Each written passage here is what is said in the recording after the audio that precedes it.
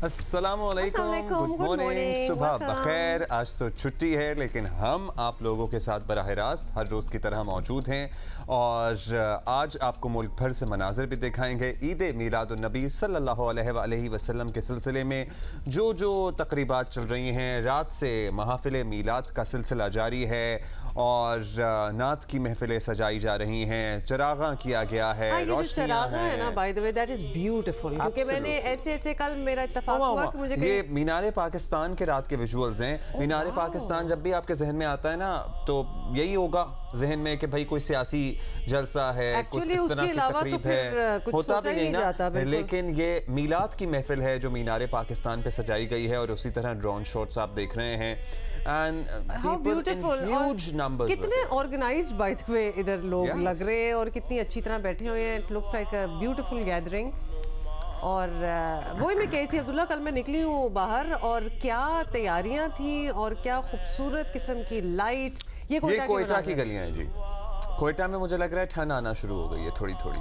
हाँ, तो अब तो आपको पता ही है कि बिल्कुल we are literally on the second last day. तो कराची में आती है, कराची में तो कोई नहीं आई। कोयटे की हवाएं वो आएंगी हमारे पास। नहीं आई। अच्छा जी, ये कराची की मुख्तलिफ शाहराहों के मनाजर हैं और स्टेट बैंक म्यूजियम, खूबसूरत इमारत, चरागा किया गया है, मुख्तलिफ बिल्डिंग्स, गलियाँ। आपको पता है एक ज़माने में तो, अब मुझे लगे इस दफ़ा थोड़ा सा मैंने कम देखा है, लेकिन चंद साल पहले तक जब ज़ाहिर है महंगाई भी कम थी और तमाम मामलात एक तरफ थे, गलियां सजाने का कंपटीशन भी हुआ बाय द वे इधर it's a beautiful street.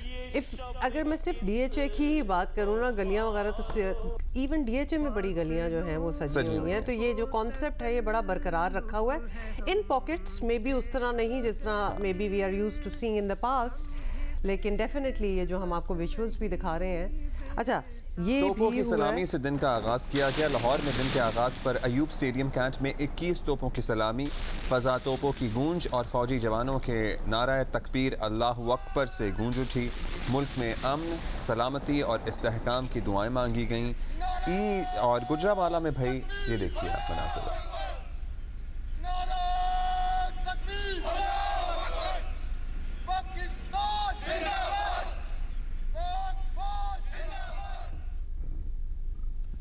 Gujranwala में ईद मिलादुन्नबी के मौके पर 100 मन खीर तैयार की गई है।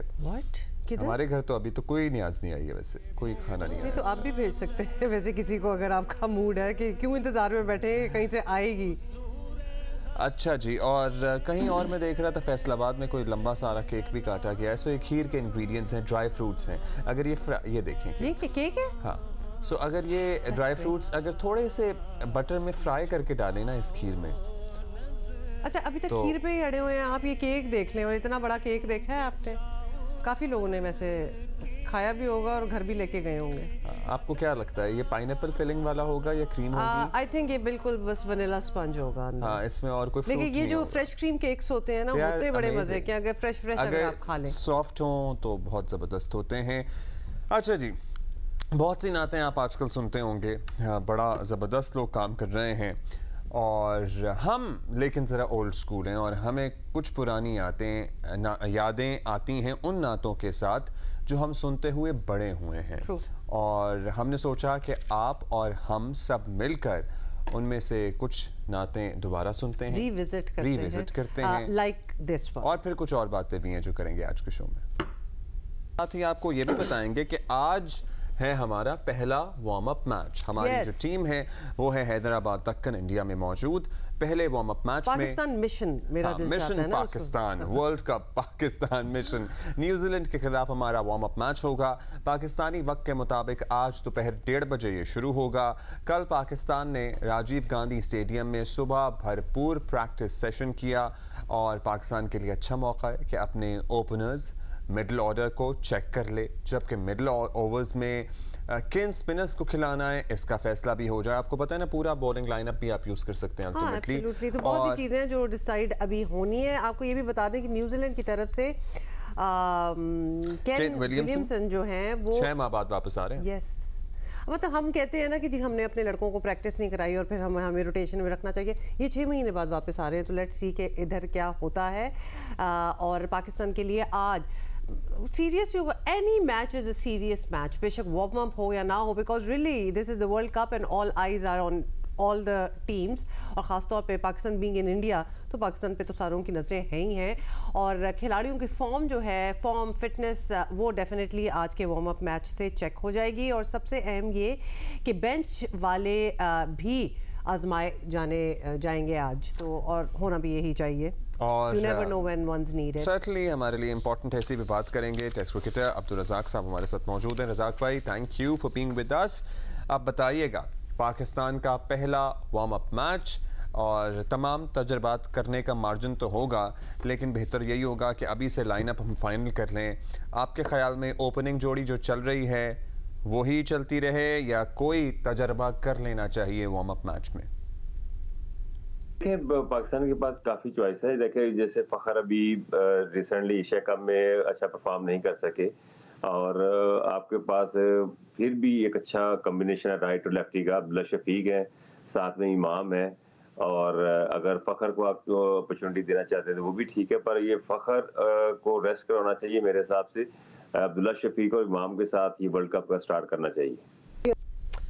अच्छा, ये भी बड़ा हम लोग सोच रहे थे कि काफ़ी, मतलब अगर देखा जाए तो लंबा टूर है, कम से कम 11 मैच खेलने हैं, और आई थिंक इस पूरे मरहले में कोई 8 हफ्ते भी कुछ कहा इसी किस्म के लगने हैं, तो वो भी 50-50 ओवर के मैचेस हैं, इसलिए कुछ खिलाड़ियों को आराम करना भी ज़रूरी होगा। तो क्या आज के मैच से ही रेस्ट देने का सिलसिला वो शुरू हो जाना चाहिए, कि अभी तो स्टार्ट होंगे तो why try them today? Rest का इतना ये नहीं होता कि किस प्लेयर को रेस्ट कराना चाहिए, पर आपको हर मैच का इम्पोर्टेंस पता होना चाहिए। जैसे कि आपको हल्के मैचेस मिलेंगे, वहाँ पे आपको चाहिए कि आपके जो सीनियर प्लेयर हैं उनको रेस्ट कराया जाए, जो आपके बेंच पे प्लेयर बैठे हैं उनको अपॉर्चुनिटी दी जाए, ताकि आपको उनको भी कॉन्फिडेंस मिलता रहे। तो हमारी प्रॉब्लम ये होती है कि जब क्रंच मैचेस हो जाते हैं, जैसे अभी एशिया कप में हमारा सेमीफाइनल था, तो अगर श्रीलंका के साथ अगर वो हम जीतते तो फिर फाइनल में जाते, तो इस तरह के मैचों में फिर आप चेंजिंगें करते हैं, तो फिर वहाँ पे प्लेयर परफॉर्म नहीं करते, फिर हम कहते हैं कि प्लेयर ने परफॉर्म नहीं किया। तो प्लेयरों को जहाँ अपॉर्चुनिटी मिले वहाँ पे उनको 1-2 मैच देने चाहिए ताकि वो इन रहें। अच्छा रज़ाक भाई, वर्ल्ड कप से पहले जनूबी अफ्रीका, इंग्लैंड, ऑस्ट्रेलिया, इंडिया वगैरह सब अपनी अपनी जो सीरीज़ खेल रहे थे, उसमें नज़र आया कि वर्ल्ड कप में ये टीमें इंतहाई जारहाना बैटिंग का इरादा लेकर उतरेंगी। क्या पाकिस्तान की बैटिंग में इतनी फायर पावर नज़र आती है कि हम भी 400 रन्स वगैरह तक पहुंच सकें, या सोचें? देखिए, डिपेंड करता है पिचेस पे और आपकी इंटेंट पे। पाकिस्तान का मुकाबला इंडिया से होना है, और फिर इंग्लैंड की टीम काफ़ी स्ट्रांग है। ये दो टीमें हैं जिनको पाकिस्तान को बीट करना पड़ेगा, और एक मोमेंटम की तरफ चलना पड़ेगा। ये वर्ल्ड कप है, यहाँ पे आपको 350 भी करना पड़ सकता है, और 400 भी आपको करना पड़ सकता है अगर आप गंदी बॉलिंग करते हैं। और पाकिस्तान के पास इतनी डेप्थ नहीं है कि पाकिस्तान 400 स्कोर कर सके, पर ये कि अपनी स्ट्रेंथ के मुताबिक खेलें, पिच की सिचुएशन के मुताबिक खेलें, जैसा पिच कर रही है उसके मुताबिक रन्स करें और उसको फिर डिफेंड करें। ऑलराइट, लेट्स सी फिर आज क्या होता है। बहुत बहुत शुक्रिया हमसे बात करने का test cricketer Abdul Razzaq. Test cricketer Sikandar Bakht, उनसे भी बात कर लेते हैं, because Sikandar always has some advice और some plan in mind. Sikandar, क्या हाल है आपका? पाकिस्तान आज पहला वार्म अप मैच खेल रहा है, और बड़ा इंतज़ार था कि जी वर्ल्ड कप कब स्टार्ट होगा and how it's going to go. तो मौका है कि अपना बैटिंग ऑर्डर और बॉलिंग ऑर्डर जो है वो सेट कर लें, क्योंकि ऑब्वियसली अभी वार्म अप की बात हो रही है। तो बैटिंग में आपका मशवरा क्या होगा? इमाम और फ़खर की जोड़ी ही चलनी चाहिए, या अब्दुल्ला शफीक को चांस देने का वक्त आ गया है? यार देखो, मुझे सबसे पहले तो मैंने पिछले प्रोग्राम में भी आपसे कहा था कि जिस तरह के जो वार्म अप मैचेस होते हैं ना, उसकी प्लेइंग कंडीशन डिसाइड हो जाते हैं कि हमारे सारे बैट्समैन बैटिंग करेंगे, आपके भी सारे बैट्समैन बैटिंग करें, हमारे सारे बॉलर्स आके 5-5 ओवर करेंगे। इस तरह की एक वो सेटिंग हो जाती है, प्लेइंग कंडीशन आपस में तय। मुझे नहीं पता कि ऐसा है कि चले वो नहीं है। अब बाबर को चाहिए कि वो टीम खिलाए जो उसकी अपनी मर्जी की, पसंद की हो, जिसपे उसको कॉन्फिडेंस हो। अगर उसको इमाम को तो खेलना चाहिए, इमाम रन्स करता हुआ। फ़खर का जरा एक मसला है कि जो उसने रन्स नहीं किए हुए, उसकी जगह अब्दुल्ला शफीक को बुलाया जा सकता है। अदरवाइज अगर बाबर ये समझता है कि नहीं मैंने फ़खर को ही खिलाना है, तो लेट हिम प्ले। इसलिए कि देखें, कप्तान की जो चॉइस होती है, जब वो आएगा तो जवाब दे वो होगा। हम बाबर से पूछेंगे आपने ये गलती क्यों की, ये गलती क्यों की, ये गलती क्यों की, तो इस बेटर कि उसके ऊपर छोड़ दिया जाए कि उसको वो ही करे। 4 नंबर तक तो है आपके पास प्लेयर है, रिजवान है, 5वें के ऊपर जो है साउथ शकील को हम कह रहे थे उसको तो मौका नहीं मिलेगा। तो मेरे हिसाब से इफ्तिखार को 5 है। मैं पहले भी कह चुका हूं, उन्होंने पता नहीं कौन वो मोहम्मद हारिस को ऊपर भेज दिया, उससे उसके अलावा कोई और लड़के को ऊपर भेज दिया। आप 5वें नंबर पे इफ्तिखार को रखें। इफ्तिखार ज्यादा से ज्यादा गेंदें खेलेगा तो वो ज्यादा अच्छी बैटिंग करेगा। 5 पे इफ्तिखार होना चाहिए। 6 के ऊपर जो है सलमान अली आगा है, वो आ सकते हैं, वो भी उनके पसंद के। फिर शादाब है, फिर शाहीन है, हारिस है। और अगर हारिस फिट है, अगर फिट नहीं है तो उसको ना खिलाए मैच। थोड़ा बहुत अगर निगल है तो उसको जो प्रॉपर मैच है उसके लिए रखें। और स्पिनर्स के पास आपके पास शादाब है, उसके अलावा आप मुझे नहीं पता कि वहाँ की पिच कैसी है। अगर वो बैटिंग ट्रैक है तो आप 3 फास्ट बॉलर्स खिला लें, अगर स्पिनिंग ट्रैक है तो 2 स्पिनर खिला लें। तो ये सारा चीजें ना सिचुएशन देखकर ही बताई जा सकती है। मगर जो मोटे मोटे प्लेयर्स हैं या जो मेन प्लेयर्स हैं वो ये। अच्छा, आपने तो पूरा लाइनअप बता दिया ऐसे को। अब वार्म अप मैच पाकिस्तान की ख्वाहिश बल्कि ज़रूरत तो होगी कि फ्रंट लाइन फास्ट बॉलर्स को प्रैक्टिस दी जाए। अभी आपने हारिस का जिक्र भी किया, लेकिन इंजरी का खतरा भी आपको पता रहता है। तो क्या शाहीन या अगेन हारिस पे ये रिस्क लेना चाहिए या इन्हें आराम देना बेहतर होगा आज के मैच में? आराम ही होना चाहिए।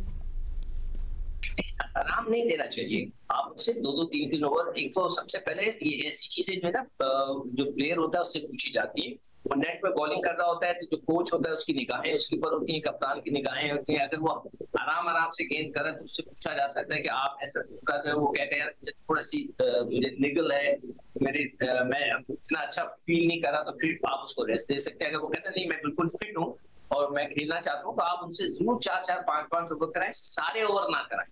इसीलिए मैं कह रहा हूँ कि प्लेइंग कंडीशन क्या है वो देखिए। एक सा वार्म अप गेम, इसके अंदर किसी को इंजरी नहीं होनी चाहिए कि जबरदस्ती आपने उसे 10 के 10 ओवर करा दिए। आप उसे 3-4 ओवर कराएं, बाद में 3-4 कराएं, बीच के ओवर आप दूसरों से कराएं। आपके पास सलमान अली आगा होंगे, इफ्तिखार होंगे, आपके पास शादाब होंगे। इसमें हार जीत की बात नहीं होती। इसके अंदर जो है आपको ये देखना होता है कि मेरे सारे लड़कों को प्रैक्टिस मिल जाए, सब रिदम में आ जाए, ये इंपॉर्टेंट होता है। तो बाबर को चाहिए कि इस तरह उसको लेके चले। बिल्कुल, प्लेयर्स को भी चाहिए कि वो खुद भी अंडर प्रेशर ना आए कि जी we have to try it out और आज ही है वार्म अप और हम कर लें। If they are not feeling well enough to do it और fit enough to do it, then take a break, it's alright, no problem. कहते हैं ना डॉक्टर से कुछ ना छुपाएं और अपने साइकोलॉजिस्ट साइकेट्रिस्ट से कुछ ना छुपाएं, इसी तरह अपनी कप्तान और कोच से कप्तान को भी सब कुछ बताएं, वरना वो चीज़ें ऐसी हैं। अब ये क्रिकेट है ना, सब कुछ सामने वैसे ही आ जाना है। सिकंदर, ये बताएं कि हमारी बैटिंग और बॉलिंग मजमूई तौर पे अगर देखा जाए तो बिल्कुल ठीक ही चल रही है। मेजर कंसर्न है स्पिन डिपार्टमेंट। तो पाकिस्तान मिडिल ओवर्स में मार खा रहा है और ये हमने इन द पास देखा है, बल्कि इसको हमने आइडेंटिफाई भी किया है। तो ये तो बाबर खुद भी मानते हैं इस बात को। क्या आप बताते हैं कि एडवाइस देंगे, हल क्या है? शादाब, इफ्तिखार, नवाज वगैरह ऐसा क्या नया करें जो हमारा ये जो मसला है वो जरा हल हो जाए? देखिए, नया तो कोई नहीं कर सकता ना कुछ। अभी आप एक प्लेयर को जो कि 4 साल से क्रिकेट खेलता हुआ आ रहा है, अचानक आप उसको तब्दील नहीं कर सकते उसके स्टाइल या बॉलिंग का। आप ये जरूर कर सकते हैं, जो हमारा स्पिनिंग डिपार्टमेंट है उसके अंदर आपने फैसला करना है कि शादाब के साथ या नवाज बॉलिंग करेंगे, इसलिए कि वो भी एक लेफ्ट आर्म स्पिनर है, वो बॉल कर सकते हैं। और फिर आपके पास इफ्तिखार और वो है 2 ऑफ स्पिनर है, सलमान अली आगा, तो 2 आपके पास ऑलरेडी मौजूद है। तो इस तरह आपके पास 4 स्पिनर्स का ऑप्शन होता है। अभी एक चीज जरूर है, अभी जो ऑस्ट्रेलिया की सीरीज हुई थी, इंडिया की ऑस्ट्रेलिया की वनडे की, उसमें हैवी रन्स बने, बहुत हैवी स्कोरिंग हुई है, 300, 350 रन हुए और चेस हुए। तो इसका मतलब है कि जो पिचेस हैं वो बैटिंग ट्रैक है। तो बैटिंग ट्रैक का मतलब ये हो गया कि आपको 350 से कम नहीं करना ताकि बॉलर्स को मौका मिले। अगर बॉलर को आपने कम रन दिए तो फिर बॉलर्स बेचारे क्या करेंगे, वो फंस जाएंगे। तो बैट्समैनों को चाहिए कि एक लंबा बड़ा स्कोर करें ताकि बॉलर्स के पास इतना ऑप्शन हो बॉलिंग कराने का कि वो अगर मैच फंसता है तो वो उसको फंसा सके। Thank you very much. बहुत से लोग सिकंदर के पास ना अच्छी बात यह है कि पूरा एक गेम प्लान होता है। उनके जहन में जरूर एक राय होती है कि आप इसको इस नंबर पर भेज अच्छा, दें। इंटरेस्टिंग बात अब्दुल्ला ये है कि वैसे तो सिकंदर तो एक्सपर्ट हैं और वो अपनी राय और अपना पूरा गेम प्लान जिस तरह आप कह रहे हैं बताते रहते हैं, लेकिन इस वक्त अगर सोशल मीडिया पे जाए ना तो लगता है हर पाकिस्तानी के पास एक गेम प्लान है। हाँ। तो हर एडवाइस भी है क्या किस तरह खेलना चाहिए। Everybody is an expert because obviously एक प्यार भी है अपनी टीम से और इंडिया गई हुई है टीम, वी वांट अस टू। अच्छा भाई, हैदराबाद में मौजूद है पाकिस्तानी टीम। अब हैदराबाद में क्या, हैदराबाद की जिस तरह कराची की बिरयानी मशहूर है ना, इस तरह हैदराबाद की भी, तो क्या वहाँ मेन्यू में शामिल है, ये हम आपको बताएंगे इस ब्रेक के बाद।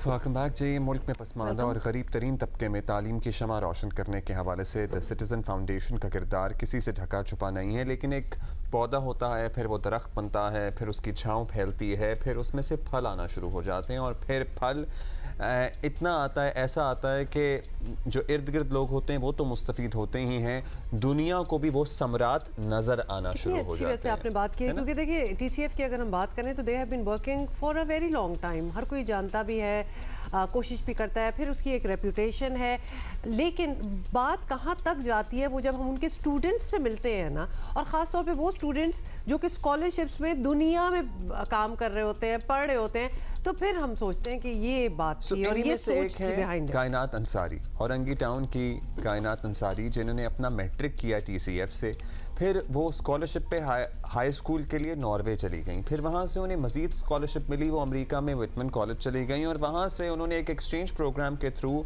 2 सेमेस्टर्स ऑक्सफोर्ड यूनिवर्सिटी में गुजारा और अब वो वापस अमेरिका में हैं जहाँ वो काम कर रही हैं एक इन्वेस्टमेंट फर्म में। मतलब ये अगर आप ये एक कहानी सी लगती है और अगर आपको ना पता हो कि ये एक्चुअली किसी की ट्रू स्टोरी है तो आप कहें जी ऐसा नहीं होता, लेकिन एक्चुअली ऐसा होता है क्योंकि कायनात हमारे साथ हैं। कायनात is joining us from the US, TCF अलमना हैं और इनके बहन भाई भी वहाँ आज पढ़ रहे हैं। कायनात क्या हाल है आपका? वेलकम टू जियो पाकिस्तान। हम ऑलरेडी इंस्पायर्ड हैं कायनात आपसे, कुछ बताइएगा, कुछ अर्ली टाइम्स पहले थोड़ा सा एक दे दें कि आप TCF कैसे पहुँची।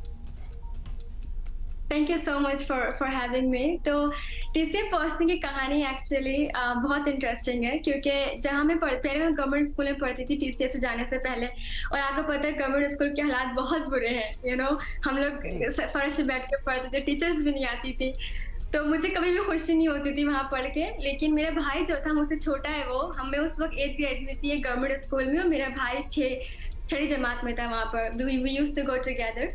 तो हमें किसी ने बताया था कि आपका जो बेटा है वो वहाँ जाके पढ़ सकता है क्योंकि TCF एक नया स्कूल है जो खुला है, क्योंकि हम मेरे ख़ानदान में औरतें पढ़ती नहीं है बिल्कुल भी, तो मतलब औरतों की तालीम इतनी बड़ी चीज़ नहीं है कि हाँ लाइक कायनात शुड गो टू स्कूल या कायनात को जाना चाहिए। तो हम गए थे मेरे भाई के एडमिशन के लिए वहाँ पर, और मुझे वो स्कूल इतना पसंद आया कि मैंने अपनी अम्मी से बोला कि मुझे यहाँ से जाना ही नहीं है, बस मुझे यहीं रहना है और आप मुझे भी यहाँ दिलवाएं। एहतिशाम मेरा जो भाई है वो क्यों पढ़ेगा यहाँ, मुझे भी यहाँ पढ़ना है। अच्छा तो किया कि आपने उसी वक्त से अपने लिए ज़रा फाइट करना शुरू कर दिया। वेरी नाइस, आगे बताएं। बिल्कुल। फिर उसके बाद जो है ना क्या कहते हैं, अम्मी ने बोला नहीं इतनी दूर है TCF स्कूल, तुम कैसे आओगी? तो मैंने कहा नहीं कुछ ना कुछ करके बस हो जाएगा, मुझे यहीं पढ़ना है, क्योंकि मैंने पहली बार देखा कि लड़कियां बैडमिंटन खेल रही हैं, इतनी अच्छी लाइब्रेरी है यहाँ पर, लिटरली टीचर्स हैं, बेंचेस हैं, साफ बाथरूम्स है, तो आई थिंक वो चीज़ बहुत अट्रैक्ट करी TCF के बारे में। तो फिर उसके बाद हमारा एडमिशन जब किए गए तो प्रिंसिपल ने मैंने बोला कि आपका टेस्ट लेना पड़ेगा। टेस्ट लिया तो टेस्ट फेल हो गया मेरा, क्योंकि मेरी इतनी फाउंडेशन अच्छी नहीं थी वहाँ पर 9th ग्रेड में जाने के लिए, क्योंकि मैं 8th ग्रेड कर चुकी थी पहले। तो TCF के प्रिंसिपल ने बोला कि आपको रिपीट करना पड़ेगा अपना 8th ग्रेड। मैंने कहा हाँ I don't have a problem, मुझे बस यही रहना है, भले मैं अपनी जमात जो है ना दोबारा करूँ। तो आनंद फानंद फिर मेरे घर वाले हम सब वहाँ शिफ्ट हुए क्या कहते हैं TCF के लिए। मैंने अपना वहाँ पर पढ़ाई स्टार्ट करी, तो मेरे भाई ने 6th ग्रेड से स्टार्ट किया और मैंने 8वीं जमात से स्टार्ट किया, और फिर द रेस्ट इज हिस्ट्री। फिर उसके बाद अल्हम्दुलिल्लाह मैंने वहाँ 3 साल पढ़ा। द रेस्ट इज आपने 8वीं 9वीं के बाद बड़ा जल्दी कैचअप किया कि आप हाई स्कूल के लिए स्कॉलरशिप तक पहुंच गए। देखिए जगह जब आपको इंस्पायरिंग मिल जाए ना, कायनात आपकी सारी कहानी से यही लग रहा है। और खासतौर पे एक बात समझ आई, और ये बाकियों जो लोग हमें देख रहे हैं उनके लिए भी समझने की बात है कि अगर इनकी वालदा वहाँ गिव अप कर देती हैं, नहीं जहाँ तुम पढ़ रही हो वहीं पढ़ोगी, तो ये उस मकाम पे ना होती आज जहाँ ये है। तो दैट इज और घर वाले शिफ्ट कर गए, मतलब घर शिफ्ट कर गए ताकि बच्चों के स्कूल के करीब हो। कायनात, आपने मैट्रिक कर लिया, बहुत कोई ज़बरदस्त नंबर से मैट्रिक किया, और स्कॉलरशिप का इंटर के लिए या हाई स्कूल के लिए किस तरह पता लगा? मैट्रिक के बच्चों को यूजुअली नहीं पता होता कि भाई स्कॉलरशिप के लिए जाना है आगे। मुझे टीसीएफ के थ्रू ही पता लगा था, क्योंकि टीसीएफ से पहले भी एक जो लड़का था वो जा चुका था। तो टीसीएफ ने मुझे बताया कि स्कॉलरशिप है, यहाँ पर पूरे पाकिस्तान से बच्चे कॉम्पीट करते हैं, तो I think you should apply, क्योंकि मेरे ग्रेड्स थोड़े सही थे आई वुड से। तो मेरी टीचर ने मुझे कहा था कि कायन तुम्हें अप्लाई करना चाहिए स्कॉलरशिप के लिए। तो मुझे तो उम्मीद नहीं थी, लेकिन अम्मी ने बहुत मोटिवेट किया, और अम्मी हमेशा साथ रही हैं।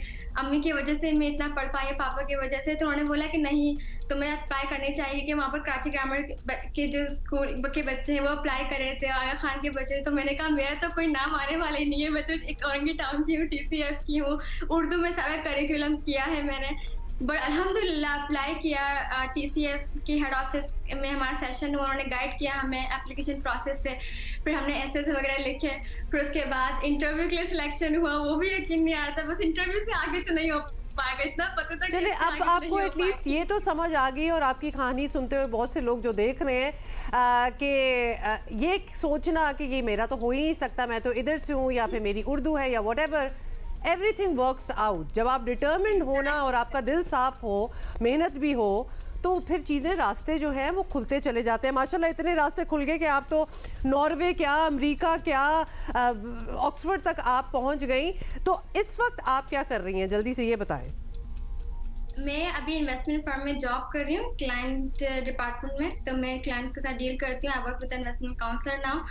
तो अल्हम्दुलिल्लाह भी मैंने ग्रेजुएट किया, मैं अपना करियर स्टार्ट कर रही हूँ, but I would want to work only for some time, that इंशाल्लाह आगे और पढ़ना है अभी। अच्छा, मुझे ना वो तजर्बा पूछना है आपसे, ऑक्सफोर्ड यूनिवर्सिटी वाला। मतलब ऑक्सफोर्ड यूनिवर्सिटी में आपको पता है वज़राए आज़म पढ़ते हैं, उनके बच्चे पढ़ते हैं, एलीट ऑफ द एलीटिस्ट पढ़ती है, लायक फाइक बच्चे पढ़ते हैं। सो ये जो एक्सचेंज प्रोग्राम आपका अमेरिका में कॉलेज में आया, और फिर आपको पता लगा कि ऑक्सफोर्ड में जाके आपने 2 सेमेस्टर गुजारने हैं, पढ़ना है, हाउ वाज इट लाइक, कैसा तजर्बा रहा? एक्चुअली मैं आपको एक बात बताऊंगी, अगर हमारे पास टाइम कम है, लेकिन मैं जल्दी कोशिश करूंगी कि जब मैं बड़ी हो रही थी ना, तो मुझे हमेशा से बेनज़ीर भुट्टो की मैंने कहानियाँ पढ़ी थी, और उन्होंने lady Margaret hall Oxford university वो गई थी। फिर उसके बाद मुझे मलाला का पता लगा, मलाला भी वहाँ से ग्रेजुएट करी थी। तो मुझे जब मैं अपने कॉलेज में थी ना, तो मुझे जब पता लगा कि मेरी जीपीए इतनी अच्छी है कि मैं अप्लाई कर सकती हूँ ऑक्सफोर्ड में, तो मैंने वहीं अप्लाई किया, उसी यूनिवर्सिटी में जहाँ से बेनज़ीर, उस डिपार्टमेंट से या उस कॉलेज से जहाँ से बेनज़ीर भुट्टो और मलाला ने पढ़ के निकले थे।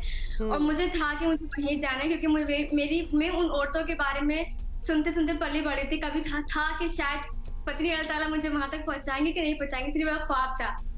तो फिर मैं वहां पर गई, तो मैं पहले दिन तो मेरी आंख में आंसू थे, क्योंकि मुझे यकीन ही नहीं होता कि मैं यहाँ पहुंच गई हूँ। ये पिछले साल की बात है।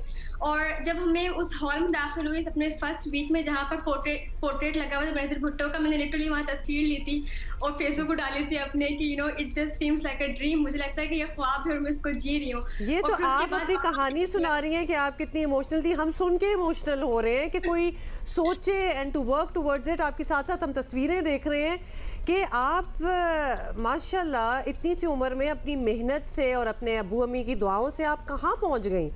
That's amazing. आगे क्या करना है? आप कह रही हैं कि आपने मजीद पढ़ना है, कितना पढ़ेंगी? मुझे डॉक्टरेट करना है इंशाल्लाह, और आगे अपनी ऑर्गेनाइजेशन बनानी है मुझे, अपने जहाँ से मैं आई हूँ औरंगी टाउन से, क्योंकि मेरे अबू हेल्थ केयर वर्कर हैं, हम कम्युनिटी क्लिनिक चलाते हैं। And it has always been my dream कि मैं वहाँ पर एक अच्छा हॉस्पिटल, मेंटल हेल्थ हॉस्पिटल बना सकूँ लोगों के लिए, because specially for young generation, जहाँ क्योंकि मेरे इलाके में बिल्कुल मेंटल हेल्थ की कोई सहूलियात नहीं है बच्चों के लिए, स्टूडेंट्स के लिए। और आपको पता है पॉवर्टी जो होती है वो बहुत अफेक्ट करती है आपकी मेंटल हेल्थ को। तो मेरा इरादा है कि अल्लाह ताला इतने वसाइल दे मुझे कि मैं वो जरिया बन सकूँ लोगों के लिए, कि जिन लोगों ने मुझ पर इन्वेस्ट किया मैं उस तरह लोगों पर इन्वेस्ट कर सकूँ। मैं आपसे ये भी जानना चाहता हूँ, क्योंकि बहुत से लोगों के लिए इंस्पिरेशन होगी कि आप जो हैं, अब ज़ाहिर है गुर्बत है, सबको लड़ना है, नबर्द आज़मा होना है, हालात मुश्किल हैं पाकिस्तान में, अब आप माशाल्लाह पढ़ लिख के इस स्टेट में आ गई हैं, इस पोजीशन में हैं कि अपने वालिदैन को, अपने बहन भाइयों को सपोर्ट कर सकती हैं। मैं इसलिए जानना चाहता हूँ ताकि आप जितने लोग हमें सुन रहे हैं वो इंस्पायर हों, अपनी बच्चियों को भी तालीम के उतने मौके फराहम करें जितना बेटों को करते हैं। एग्जाम्पल हैं आप कायनात। जी बिल्कुल। और आपको पता है मुझे कितनी लड़कियां मैसेज करती हैं मेरे सोशल्स पे, मेरे इलाके से, कायन बाजी हम आपकी तरह पढ़ना चाहते हैं। मैं जाती हूँ तो TCF स्कूल में अभी भी जाती हूँ, मेरे घर वाले वहीं रहते हैं और मैं TCF स्कूल से लड़कियों से मिलती हूँ तो मुझे इतनी खुशी होती है। और मेरे बाद मेरी कज़नों ने भी क्या कहते हैं TCF ज्वाइन किया, वो भी आगे पढ़ रही हैं। तो आई थिंक मुझे खुशी होती है कि एटलीस्ट मैं पहली थी लेकिन मैं आखिरी नहीं हूँ और मैं आखिरी बनना भी नहीं चाहती, इंशाल्लाह आप आखिरी नहीं होंगी, बहुत सी इस तरह कायनात निकलेंगी, ऑक्सफोर्ड तक पहुँचेंगी कायनात। बहुत फ़ख्र है हमें आप पे और आपके वालिदैन की बड़ी कंट्रीब्यूशन है इसमें। सो कायनात आप जब वापस पाकिस्तान आए, कराची वापस आए तो हमसे ज़रूर मिलिएगा, हम कुछ छोटी सी एक डॉक्यूमेंट्री टाइप आपके साथ बनाएंगे because you are truly inspiring. Best of luck to you, ज़रूर आप डॉक्टरेट करें और फिर वापस आएँ। Thank you. Amazing story, I love such stories. और इसमें वालिदैन का कितना किरदार है। सो इस वक्त वालिदैन आई एम श्योर देख ही रहे होंगे। आप दोनों को बहुत मुबारकबाद, आप सलाम के मुस्तहिक हैं। ब्रेक के बाद हाजिर होते हैं।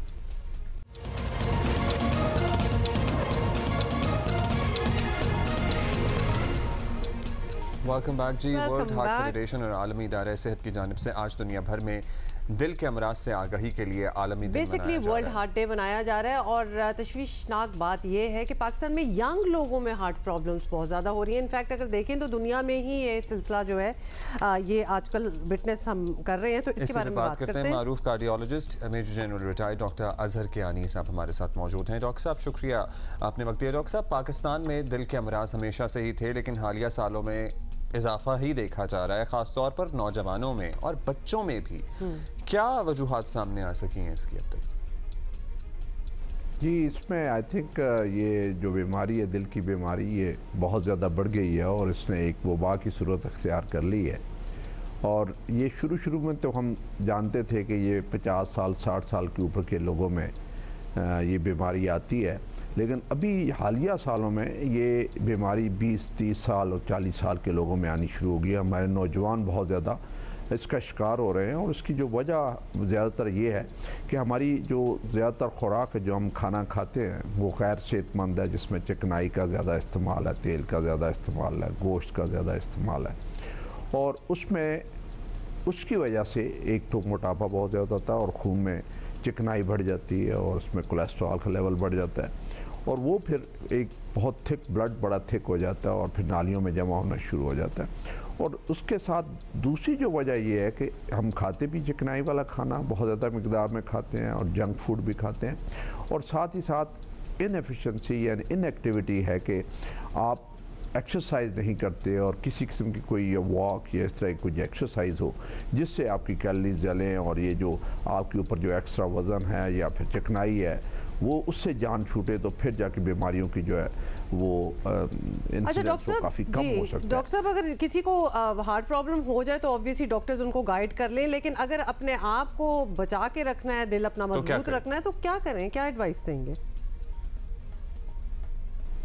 जी, ये आई थिंक बहुत अच्छा सवाल है और उसमें से यानी कि वो तो जिन्हें बीमारी है वो तो पता ही है, अलामात है, डायग्नोज हो गया, उनका ट्रीटमेंट शुरू हो गया, लेकिन जिनको होने का इम्कान है उनको एहतियात करने की ज़रूरत है। और मैंने जैसे पहले कहा कि जिनके ख़ानदान में ये बीमारी है उन्हें तो बहुत ज़्यादा एहतियात की ज़रूरत है और बाकी जो लोग उन्हें चाहिए कि अपने वज़न का ध्यान रखें कि आपका वज़न ना बढ़े। वज़न का ये मतलब ये है कि ख़वातीन में जो है कमर का साइज़ 32 इंच से ऊपर ना हो और मर्दों में जो है वो 36 इंच से ऊपर नहीं साइज़ जाना चाहिए और इससे ज़्यादा आपने डॉक्टर साहब अच्छी बात की है। By the way, thank you so much for being with us. हम बहुत कहते रहते हैं कि वर्जिश भी करें और फिटनेस का ख्याल रखें, मतलब अपने आप को ढीला छोड़ देंगे तो सिर्फ दिल का ही नहीं होगा, प्रॉब्लम और भी बड़ी प्रॉब्लम्स हो जाएंगी। थोड़ा सा टाइम अपने लिए निकालें, कुछ आपको टिप्स बताएंगे हम कि किस तरह वर्जिश कर सकते हैं सिर्फ 15 मिनट में। अब थोड़ी देर के बाद ब्रेक लेंगे, उसके बाद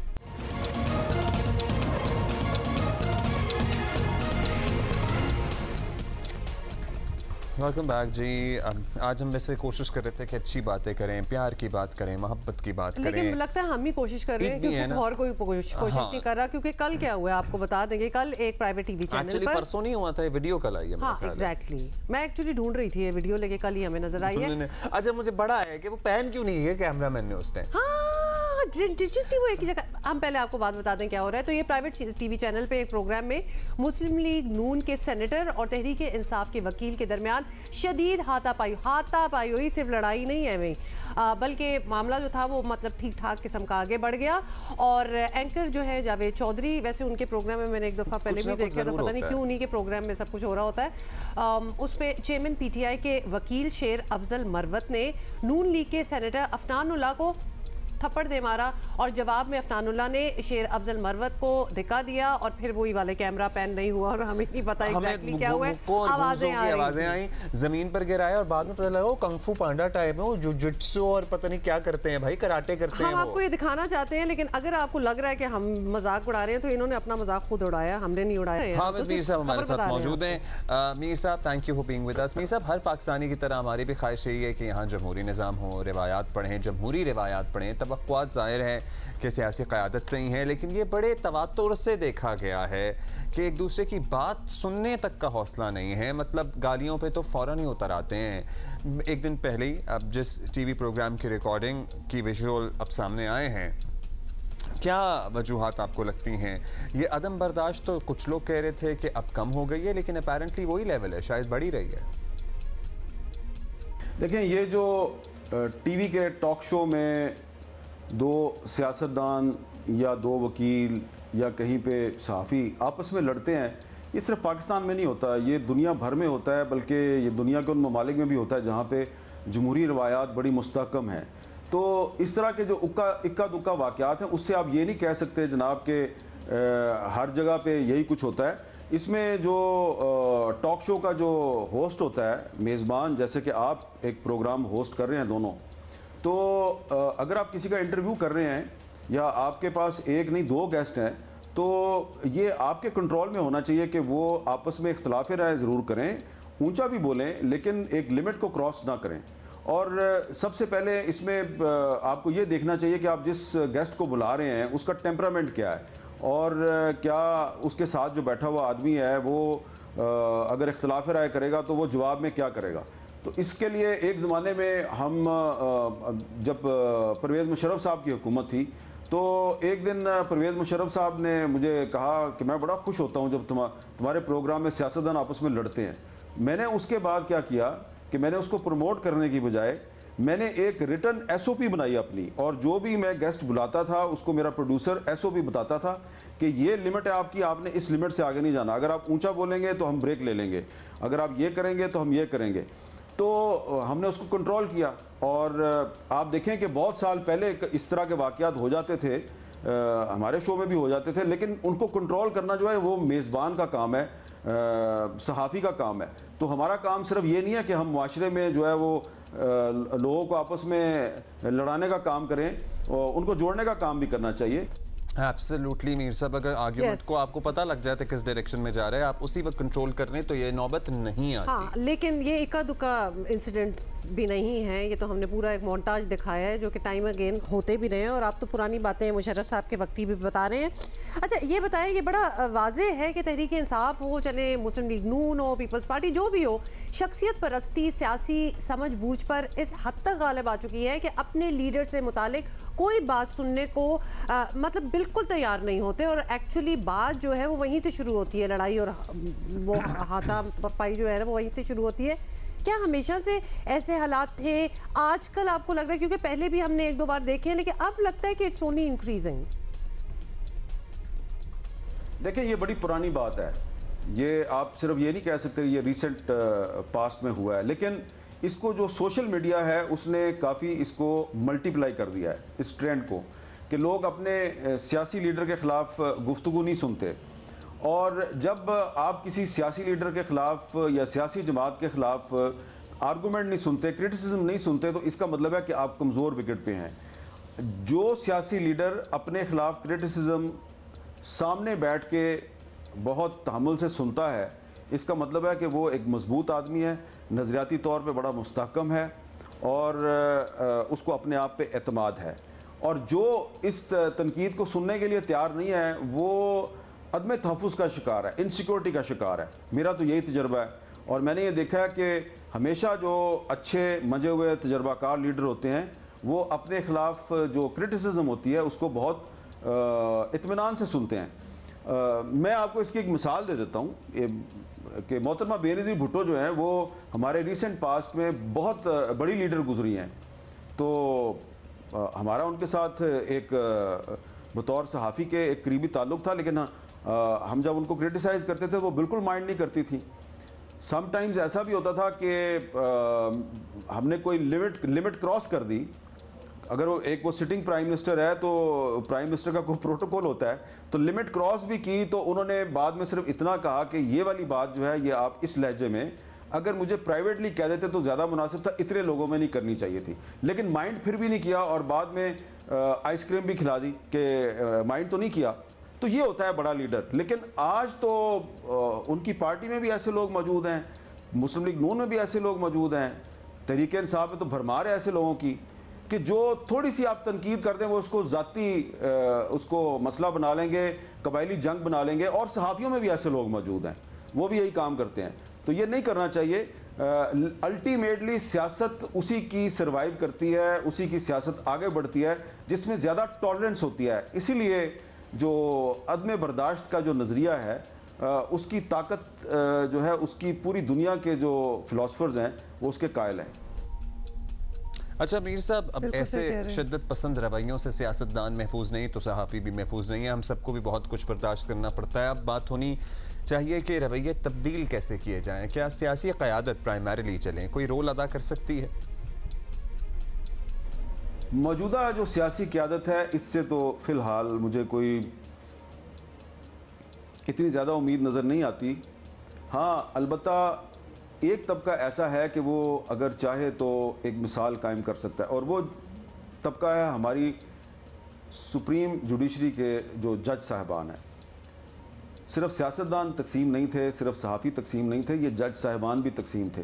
तो एक अच्छी इन्होंने मिसाल कायम की। पिछले दिनों इन्होंने एक फुल कोर्ट बनाया और उस फुल कोर्ट की जो कार्रवाई है वो पूरी दुनिया ने देखी। तो ये एक अच्छी रवायत इन्होंने कायम किया और मुझे उम्मीद है कि आने वाले दिनों में अगर ये सुप्रीम कोर्ट के जजेस जो हैं ये ऐसे बेंचेस बनाएं जिसमें कि सिर्फ लाइक माइंडेड जजेस ना बैठे हों, बल्कि लोगों को नज़र आए कि इसमें चीफ जस्टिस के साथ वो जज भी बैठे हुए हैं जो कभी उनके ख़िलाफ़ दायर होने वाले रेफरेंस में पार्टी थे और रेफरेंस को सुन रहे थे और उनकी जो जजमेंट थी वो इनके ख़िलाफ़ थी। तो वो अगर इनके साथ बैठे हुए नज़र आएंगे तो इससे एक बड़ी अच्छी मिसाल कायम होगी। और हमें भी सहाफ़ियों को भी चाहिए कि हम एक दूसरे पे काफ़ी क्रिटिसिज्म करते हैं, लेकिन जब किसी पे मुश्किल वक्त आए तो मुश्किल वक्त में उस सहाफ़ी को मज़ीद मुश्किलात का शिकार करने की बजाय उसकी हेल्प करनी चाहिए। तो अगर जज और सहाफ़ी और वकला ये तीन तबकात जो हैं ये अच्छी मिसालें कायम करनी शुरू कर दें, हो सकता है इसका कुछ थोड़ा सा अच्छा असर हमारे सियासतदानों पे भी हो जाए। बहुत शुक्रिया मीर साहब फॉर बीइंग विद अस और अच्छी आपने एडवाइस भी दी और टॉलरेंस एज इट इज़ मेरा ख्याल है कि सारों को ज़रा करनी चाहिए इन अ वॉलेटाइल वर्ल्ड। मैं ये चाह रहा हूँ कि वो जो पिछले घंटे में हमने हैदराबादी बिरयानी का जिक्र किया था वो बता दें ज़रा कि मेन्यू क्या है। वो पता है क्या है, जुमा है ना आज, तो जुमा ट्रेडिशनली बहुत घरों में बिरयानी डे भी होता है। इस कराची में तो हमने ये नोटिस किया है। सलाद एंड रायता। खैर, पाकिस्तानी क्रिकेट टीम को हैदराबाद दक्कन में खाने को क्या मिलेगा? मेन्यू आ गया है सामने। हैदराबाद दक्कन की चिकन बिरयानी है। अब्दुल्ला, पता है यू राइट, क्योंकि रंग से भी बहुत कुछ पता चल जाता है और खड़े खड़े चावल होने चाहिए, गुदा सा नहीं होना चाहिए। दिखाएं अब ये मटन चांपे हैं और क्या है, मटन की कढ़ाई है। ये तस्वीर में से किसने लेके पोस्ट की थी, ये हमें कोई बता सकता है? ये मैनेजर ने पोस्ट की है। अच्छा, मतलब उसके दिल पे कितनी जोर की लगी होगी कि उसने कब तस्वीर ही खींच लो। ये भी अच्छी, मुझे लग रहा है कि जायकेदार बिरयानी है। शक्ल देख के मुझे खुशबू आ रही है, आपको पता है कि मुझे स्क्रीन से इस बिरयानी की खुशबू आ रही है। ये भी पता लगा है कि पाकिस्तान टीम ने स्टेडियम मुंतजमीन से बासमती चावल में क्या बनवाया। बासमती चावल में उन्होंने प्रॉबेबली बनवाया सब्जी पुलाव। वो उसकी फरमाइश की है। साथ में बॉगनी सॉस के साथ स्पैगेटीज की। बोगोनी सॉस, कौन सी सॉस? जो भी है आगे हाँ, चले। ये इसके साथ स्पैगेटीज की फरमाइश की है। और ये पाकिस्तानी टीम खा रही है ये सब खा रहे हैं। वैसे सब्जी पुलाव क्यों खा रहे हैं? मेरी बात सुनिए, ये किसी भी टीम को बीफ नहीं दिया नहीं, जाएगा। तो चिकन तो है ना। हाँ, चिकन है, मटन है, फिश है, सब कुछ है। तो बस ये तो बहुत ज्यादा वैरायटियां हो गई। तो बस मुझे ये है कि ये नहीं प्रॉन बिरयानी भी बड़ी अच्छी नहीं, पहले मुझे ये बताएं कि ये सैलेड्स और इन चीज़ों पे नहीं इक्तफा करते, clean eating and neat eating and healthy eating and alternative eating. अभी हमने नाश्ता नहीं किया सुबह का, हम पहुंच गए बिरयानियों पे। बस कर दो, आगे चलते हैं। मतलब आगे मुझे ये मेन्यू जो है ना फॉर स्पोर्ट्समैन समझ नहीं आया, टू बी ऑनेस्ट। मटन की कढ़ाइयाँ और चांपें और बिरयानियाँ। So yes, on a Friday day मुझे ये बड़ा अच्छा, Friday day on a Friday मुझे ये मेन्यू बहुत अच्छा लग रहा है। कल रात वैसे मैंने बड़ी मज़े की बिरयानी खाई थी। मैं सोच रहा था कि जहाँ खाई थी उन्हें कहूँ कि हर कोई लेफ्ट ओवर है तो हमें भेजें। अगर वो अभी देख रहे हुए टीवी तो और शो देख रहे हुए, आपने भी खानी है। ब्रेक लेनी है, अभी वापस आ रहे हैं थोड़ी देर में।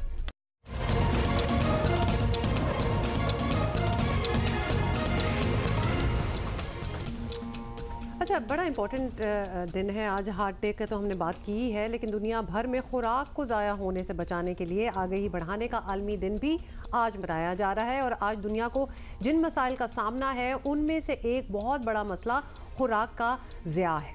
तो एक अंदाजे के मुताबिक आपको बताएं, दुनिया भर में जितनी खुराक पैदा होती है उसमें से 1/3 ज़ाया हो जाती है, जिससे दुनिया में भूख का मसला जो है वो बढ़ रहा है।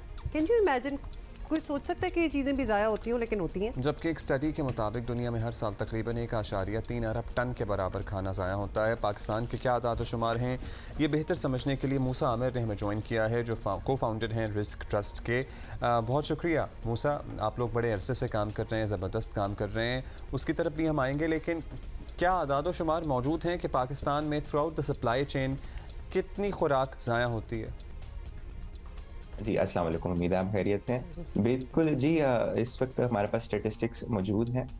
ऑल्दो इन स्टेटिस्टिक्स पे काफ़ी ज़्यादा बेहतरी भी होने वाली है, मोर रिसर्च इज़ नीडेड, लेकिन अभी तक की रीसेंट रिपोर्ट्स हैं ministry of food security and research की, जिसके मुताबिक around 26% of the entire food we produce is wasted across various points of the supply chain. अगर इसको न्यूमेरिक टर्म्स में देखें तो this is around 19.6 million tons. और कुछ दादो शुमार के मुताबिक इस पूरे खाने की जो वैल्यू है, monetary value, it is around $4 billion जो कि ज़ाया होता है। सो ये एक बहुत ग्रेव मसला है एज एन इकॉनमी, जो कि ऑलरेडी बहुत ज़्यादा इज़ इन इन्फ्लेशनरी प्रेशर, और obviously as a society that is already in the curve of food security. तो वो बहुत बड़ा इशू है मेरे नज़दीक, और इस पर बहुत ज़्यादा काम होने वाला है। मूसा, कोई ब्रॉड आप पिन पॉइंट कर सकते हैं एवेन्यूज जहाँ से ये सारा ज़िया जो है शुरू होता है? बिकॉज हमारे लिए एक तो ऑब्वियसली गुर्बत भी इतनी है, फूड इनसिक्योरिटी है, दूसरा मतलब मुसलमान मुल्कों में इस किस्म का ज़िया, तो ये समझना बड़ा हमें मुश्किल लग रहा है। क्या इस सप्लाई चेन में कहाँ से स्टार्ट होती है? बिल्कुल, आप फॉर इंस्टेंस हमें कुछ एग्जांपल्स दें। बिल्कुल, ये आपका बहुत अच्छा सवाल है, क्योंकि बड़ी आम लोगों को ये होता है कि जो खाना ज़ाया होता है वो सिर्फ end of the supply chain है, घरों में हो गया या शादी ब्याह पे हो गया, रेस्टोरेंट पे हो गया। ये बड़ा एक कॉम्प्लेक्स मसला है जो कि आपके फार्म से शुरू होता है, फिर आपके मैन्युफैक्चर प्रोसेसर्स के पास आता है, फिर रिटेल के पास आता है, फिर जाके आपके रेस्टोरेंट्स और घरों के अंदर आता है। तो पूरी सप्लाई चेन के अंदर मुख्तलिफ वजूहात की वजह से ज़ाया होता है। हमारे किसानों के पास इसलिए ज़ाया होता है क्योंकि अमूमन उनके पास अभी भी प्रिमिटिव फार्मिंग टेक्निक्स हैं, जिसकी वजह से वो पूरी तरह अपनी फूड प्रोडक्शन को स्टोर नहीं कर पाते, स्टोरेज की फैसिलिटीज़ उनके पास होती नहीं है।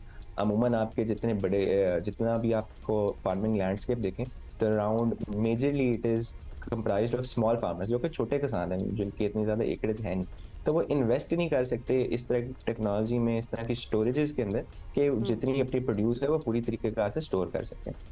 अगर आप मैन्युफैक्चरर्स के पास आ जाए, रिटेलर्स के पास आ जाएं, तो वहाँ पे भी एक there are very other ways as well. उसमें one of the main reasons is कि अमूमन आप देखते होंगे जितने डिपार्टमेंटल स्टोर्स हैं, जितने ये आपके ग्रोसरी स्टोर्स हैं, उनके शेल्फ पे अगर 3 से 4 दिन की भी प्रोडक्ट रह जाए ना, जिनकी एक्सपायरी डेट है, तो वो शेल्फ से उतार देते हैं। उसकी वजह ये है कि अमूमन शायद आप या मैं जाएँ तो वो चीज़ ना खरीदें, हालांकि that food is perfectly consumable for the next 4 to 5 days, but because एक परसेप्शन बनी हुई है कि 3-4 दिन रह गए हैं, इससे इस्तेमाल नहीं होना, तो फिर हम वो लेते नहीं है। तो एक this is one of the main reasons. फिर इसके अलावा हमारे काफ़ी जितने ये रेस्टोरेंट्स हैं, स्पेशली जो कि फॉरेन रेस्टोरेंट की चेन्स हैं पाकिस्तान के अंदर, उनके बड़े स्ट्रिक्ट एस्थेटिक स्टैंडर्ड्स होते हैं। और आपने देखा होगा कि उनकी प्रोडक्ट सिर्फ एक किस्म की होगी, it needs to have those specific beauty standards, colour, shape and taste. अगर वो नहीं होता तो वो बेसिकली ज़ाया कर देते हैं, सो वो वैसे ही रिटर्न आ जाता है। और हमें इस तरह के काफ़ी बड़ी सप्लाई चेन्स, काफ़ी बड़े जो रेस्टोरेंट चेन्स है, उसका काफ़ी खाना आता है जस्ट बिकॉज वो उनके एस्थेटिक स्टैंडर्ड्स पे पूरा नहीं है, but it is perfectly healthy, it is perfectly consumable. तो that is one reason over there. घरों और शादी ब्याह पे आप हमें पता ही है कि क्यों ज़ाया होता है, ओवर परचेज। हमें याद है कि रिस्क ट्रस्ट ने जब ये शुरू किया था, घरों से लेफ्ट ओवर्स उठाने का, रेस्टोरेंट से उठाने का, शादी ब्याह तकरीबात से, वो तो हम कहीं ना कहीं फिर भी ठिकाने लगा सकते हैं, लेकिन towards the start of the supply chain, जहाँ हमारा फार्मर स्टोरेज नहीं कर पा रहा, हमारी मैन्युफैक्चरिंग जो प्रोसेसेस हैं वो फॉल्टी हैं, वहाँ कोई बेहतरी आ रही है? हमारी पूरी मिनिस्ट्री है फूड सिक्योरिटी की, आपने $4 बिलियन के खाना ज़ाया होने की हमें बात बताई है, ये उस मिनिस्ट्री से भी कंफर्म्ड आदाद और शुमार हैं। सो वहाँ कोई बेहतरी लाने की कोशिश भी हो रही है? 1200 अरब रुपए फॉर पीपल जो कन्वर्जन में ज़रा हो रहे हैं। बिल्कुल बहुत बड़ी अमाउंट है ये, डेफिनेटली जी। इस पे आहिस्ता आहिस्ता ऑब्वियसली काम हो रहा है। जब हमने काम शुरू किया था तकरीबन 8 साल पहले, तो उस वक्त इस चीज़ के बारे में इतनी आगाही नहीं थी, but right now there are lot of different services, lot of different consultancies जो कि मैन्युफैक्चरर और प्रोसेसर लेवल के ऊपर आपको दी जा रही हैं। फूड वेस्ट ऑडिट्स होते हैं आजकल, जिससे होता ही है कि आपकी जो प्रोडक्शन प्रोसेसेस हैं उसको ऑप्टिमाइज करने की कोशिश की जाती है। सिमिलरली फार्मर सपोर्ट काफ़ी प्रोग्राम्स चल रहे हैं जिधर फार्मर को डायरेक्ट मार्केट एक्सेस देने की कोशिश की जा रही है, नंबर 1, जिससे उनकी जो रियल टाइम के अंदर जो फूड प्रोडक्शन है वो जल्दी से जल्दी लोगों तक पहुंच सके। Obviously at a large scale storage facilities के ऊपर भी काम किया जा रहा है, but still there is a lot of work needs to be done. Pakistan एक एग्री इकॉनमी है और पाकिस्तान की बैकबोन ही एग्रीकल्चर है। अगर उस चीज़ के ऊपर ज़्यादा इन्वेस्टमेंट की जाए तो आई बिलीव हमारे काफ़ी मसले जो है रिजॉल्व किए जा सकते हैं। एंड कंसिडरिंग कि मैं अमूमन इस चीज़ को बड़ा एक अलमिया समझता हूँ कि we are considered one of the bread baskets of the world, लेकिन इसके बावजूद we are one of the most hungriest countries in the world according to the global hunger index. मेरे ख्याल से गालिबन 99th पोजीशन पे हम। तो this is a very big disparity जिसके ऊपर काम होने वाला है, काम हो रहा है। और इस तरह के जो आलमी दिन है, या मैंने अब देख रहा हूँ पिछले 8 साल में बड़े ज़्यादा जोश जज्बे से मनाए जा रहे हैं, ज़्यादा इसके ऊपर सेमिनार्स हो रहे हैं, पहले तो नहीं होते थे, but obviously it's a long way to go. अच्छा, आप लोग अभी भी, या आप जैसे और इदारे मौजूद हैं जो शादी ब्याह पे भी मुझे लगता है कि कम खाना ज़ाया होता है, रेस्टोरेंट्स वगैरह में बहुत होता है, इंटरनेशनल चेन्स पे होता है, ये खाना जिन लोगों को ज़रूरत है उन तक पहुंच जाता है अल्टीमेटली? पहले तो शायद मुश्किल होता होगा। बिल्कुल, I am not going to claim कि सब पहुंच जाता है, लेकिन बेशतर अब हमारी जैसे काफ़ी और सर्विसेज ने भी फॉलो सूट किया है, and there are lot of different organisations that are working on food wastage right now. और काफ़ी हद तक अब ये खाना रिजॉल्व हो गया है। पोस्ट कोविड एक चीज़ ये भी हुई थी कि क्योंकि कोविड के अंदर रेस्टोरेंट इंडस्ट्री का काफ़ी हिट हुआ था, तो रेस्टोरेंट इंडस्ट्री के ने ये भी किया कि उसने अपने आप को ज़्यादा ऑप्टिमाइज करने की कोशिश की, क्योंकि ऑलरेडी थिन मार्जिन्स थे। फूड वेस्टेज अगर जितना ज़्यादा होता है तो at the end of the day उनको भी मॉनेटरी नुकसान होता है, तो वो उन्होंने अपनी सप्लाई चेन उसका भी ऑप्टिमाइज करने की कोशिश की, तो उसका भी एक ज़रूर एक इम्पैक्ट आया। एंड बट हुसैन बार दिया कि there are lot of services like risk now जो कि ये काम कर रही हैं। और although there is a significant chunk that is still remaining. For example, अगर आपको बताता हूँ, हमने पिछले साल के अंदर तकरीबन जो है around 2 million kgs of food जो है ना हमने चैनलाइज किया। अब considering that in the larger context जो मैंने आपको बात बताई है, जो बड़े हमारे अदाद व शुमार हैं उसके मुताबिक में तो बड़ी इनसिग्निफिकेंट कॉन्ट्रीब्यूशन है, but it is still a contribution and I believe there is a lot more things that we need to do. बहुत शुक्रिया Musa Amir for doing what you doing. और क्योंकि ये इंट्रोडक्शन जो थी ऑफ रिसाइकलिंग, सेविंग, ये food distribution जो कहीं बच जाता है शादी वगैरह पे, ये कहीं आप ही से शुरू हुई थी, क्योंकि कुछ साल पहले भी हमने आपसे बात की थी, हमें बहुत अच्छा आइडिया लगा था। अच्छा, एक तो वो खाना, लोग कहेंगे शादी ब्याह पे कहाँ खाना ज़्यादा होता है, एक तो वो खाना है जो यूजुअली आप लोग ले जाते हैं घर पे, जो देगों में बच गया या डिशेस में बच गया, लेकिन वो खाना जो प्लेटों में इजाफी निकाल के लोग छोड़ गए, और कितना ऐसा होता है, वो ठिकाने लगाना भी एक काम होता है, क्योंकि वो यूजुअली जो हम विजुअल दिखा रहे हैं जो होस्ट होता है या जो गेस्ट होता है वो साथ नहीं लेके जाएगा ना, प्लेटों में से निकाल और जिसको समेटना होगा वो नेचुरली फिर उसको फेंक ही देगा। हाँ, क्या करेगा? सो वो खाना भी एक्चुअली कंज्यूमेबल होता है, बिल्कुल ठीक खाना होता है। अच्छा, हम बात करते हैं मजीद अभी ब्रेक के बाद हासिल होगा।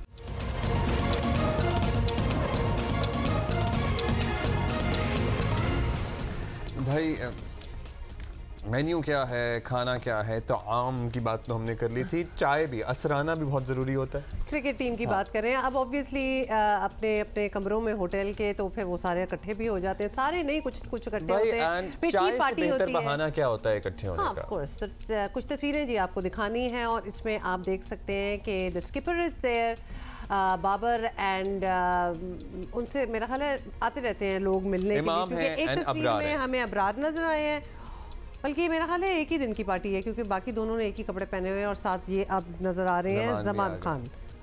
तो मैं बताता हूँ ना, वो वाली तस्वीर ली है जमान ने और ये वाली तस्वीर ली है अबरार ने।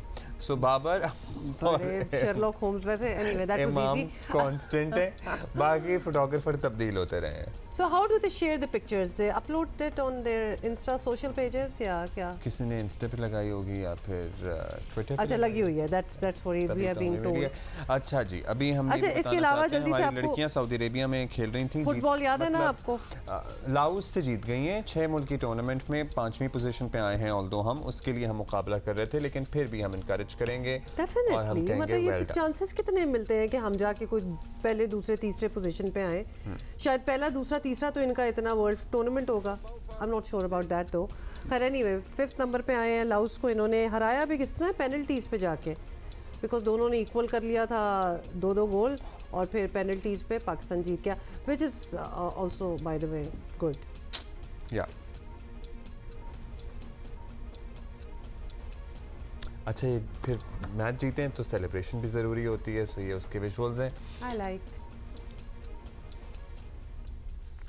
साथ ही हमने प्रोग्राम का आगाज़ किया था, आपको बताया था मुल्क भर में ईद मिलादुन नबी सल्लल्लाहु अलैहि वसल्लम के सिलसिले में महाफिल मिलाद का एहतमाम किया जा रहा है, जुलूस वगैरह भी निकलेंगे और नज़र व न्यास का सिलसिला भी जारी है, खाने पकवान अभी से पकना शुरू हो गए हैं, कल रात से चढ़े हुए हैं, और मीठा खीर वगैरह तो हाँ लाजिम है।